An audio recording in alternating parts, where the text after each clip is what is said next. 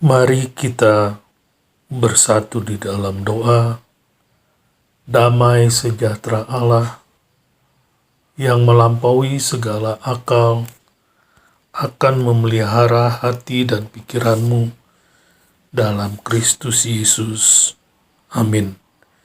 Shalom, selamat pagi Bapak, Ibu, dan saudara-saudara yang dikasihi oleh Tuhan. Pemberitaan firman Tuhan pada pagi hari ini terambil di dalam kitab Roma pasalnya yang ke-11, ayatnya yang ke-33 sampai dengan yang ke-36. Kitab Roma pasalnya yang ke-11, ayatnya yang ke-33 sampai dengan yang ke-36. Demikianlah firman Tuhan. Oh, alangkah dalamnya kekayaan, hikmat dan pengetahuan Allah. Sungguh tak terselidiki keputusan-keputusannya, dan sungguh tak terselami jalan-jalannya. Sebab siapakah yang mengetahui pikiran Tuhan? Atau siapakah yang pernah menjadi penasihatnya? Atau siapakah yang pernah memberikan sesuatu kepadanya, sehingga ia harus menggantikannya? Sebab segala sesuatu adalah dari Dia, dan oleh Dia, dan kepada Dia. Bagi Dialah kemuliaan sampai selama-lamanya. Demikian pembacaan firman Tuhan di pagi hari ini. Bapak, Ibu, dan saudara-saudara yang dikasihi oleh Tuhan, bagian firman Tuhan ini menggambarkan cara yang luar biasa dari Rasul Paulus di dalam ia menyimpulkan siapa Tuhan itu sesungguhnya. Paulus berkata, sebab segala sesuatu adalah dari Dia, dan oleh Dia, dan kepada Dia. Bagi Dialah kemuliaan sampai selama-lamanya. Segala sesuatu adalah berasal dari Tuhan, dan segala sesuatu adalah untuk Tuhan. Segala sesuatu memiliki sumber dan permulaan hanya di dalam Dia. Tuhan adalah mata air dari semua yang ada, karena Tuhan adalah pencipta yang agung dari segala ciptaannya. Dan Tuhan berbicara segala sesuatu menjadi ada, dan firman Tuhan menjadi manusia dan diam di antara kita. Demikian Yohanes berkata, dan kemuliaannya terlihat di dalam pribadi anaknya Yesus Kristus, sang kebenaran itu. Kepada siapa segala kemuliaan ditujukan untuk selama-lamanya. Amin.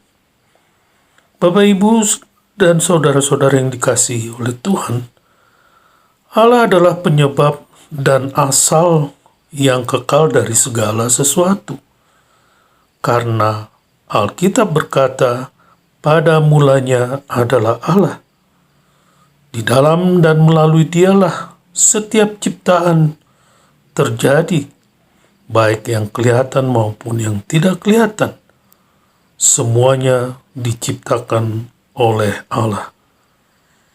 Yohanes memberitahu kepada kita bahwa segala sesuatu dijadikan oleh Dia, dan tanpa Dia tidak ada sesuatu pun yang telah dijadikan.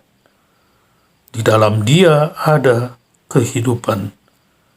Dari Dia dan melalui Dia dan kepada Dia adalah segala sesuatunya, dan Tuhan jugalah yang menggerakkan ciptaannya menuju kepada satu tujuan utamanya, di mana Yesus Kristus adalah segalanya, dan kita yang dilahirkan kembali oleh Roh Kudus ditempatkan di dalam Kristus, dan Kristus di dalam Bapa.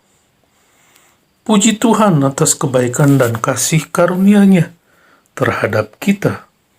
anak-anaknya, yaitu orang-orang percaya.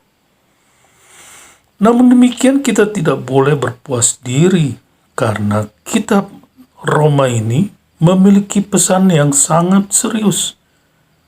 Karena kitab ini mengungkapkan bagaimana tabiat ataupun karakter manusia yang jahat, yang memiliki motif yang tidak kudus, dan juga natur daripada keberdosaannya. Hal ini merinci kemurtadan umat pilihan Allah, yaitu Israel, yang harus disingkirkan karena kekerasan hati mereka, dan bagaimana kedegilan hati mereka justru menghasilkan berkat besar bagi orang-orang bukan Yahudi yang dicangkokkan ke dalam pokok yang kekal untuk membuat Israel cemburu dan bertobat. Karena itu, apabila beberapa cabang telah dipatahkan dan kamu sebagai tunas liar telah dicangkokkan di antaranya dan turut mendapat bagian dalam akar pohon zaitun yang penuh getah, janganlah kamu bermegah terhadap cabang-cabang itu. Jikalau kamu bermegah, ingatlah bahwa bukan kamu yang menopang akar itu, melainkan akar itulah yang menopang kamu. Oleh sebab itu, kita pun diperingatkan bahwa dengan cara yang sama juga, hak istimewa dan posisi yang ada bagi orang-orang bukan Yahudi adalah di dalam rencana penebusan Allah, yaitu selama zaman kasih karunia ini. Hal itu akan dipersingkat segala sesuatunya, karena akan terjadi pada suatu masa, yaitu kemurtadan besar di dalam gereja. Oleh sebab itu, karena kebaikan dan kasih karunia-Nya, Allah sekali lagi memulai melaksanakan rencana dan tujuan kekalnya melalui bangsa Israel. Bapak, Ibu, Saudara, dan yang dikasihi oleh Tuhan, gereja tidaklah menggantikan Israel seperti yang diajarkan secara keliru oleh beberapa orang. Tetapi pada masanya nanti, yaitu di dalam kegenapan waktu Allah, Israel akan menyelesaikan peran yang awalnya, yaitu mereka dipanggil, yaitu untuk memberitakan Injil Kerajaan sampai ke ujung bumi, dan untuk menceritakan kebaikan dan kasih karunia Allah yang setia kepada orang Yahudi maupun orang non-Yahudi. Oh, betapa dalamnya kekayaan hikmat dan pengetahuan Allah. Betapa tak terselidiki penghakimannya dan jalan-jalannya yang tak terselami. Karena siapakah yang mengetahui pikiran Tuhan? Demikian Paulus menulis surat ini. Kita memang diciptakan dengan dahsyat dan ajaib, dan Tuhan telah menempatkan hikmat di hati kita dan memberi kita pengertian di dalam Kristus. Kristus telah memberi kita segala sesuatu untuk kehidupan kita dan juga kekudusan, dan telah membuat kita hidup di dalam Kristus. Kristus telah mengangkat kita dari lumpur dosa dan menempatkan kita sekarang di dalam Dia, yaitu Kristus menerima kita di dalam kasih-Nya dan menempatkan kita bersama-sama dengan Dia di surga. Dan Tuhan pun memberitahu kita apa kekayaan dan kemuliaan di antara bangsa-bangsa lain yang akan diterima ketika segala sesuatunya akan berakhir, yaitu Kristus ada di dalam kita dan kita memiliki pengharapan akan kemuliaan kelak. Selamat menyambut tahun baru. Tuhan memberkati. Bapa, terima kasih untuk renungan firman-Mu di dalam kami menyambut tahun yang baru ya Tuhan. Kiranya firman-Mu ini menjadi meterai di dalam kehidupan kami ketika Tuhan mengizinkan kami untuk memasuki tahun yang baru. Terima kasih ya Tuhan, terpujilah nama Tuhan. Dalam nama Tuhan Yesus kami berdoa.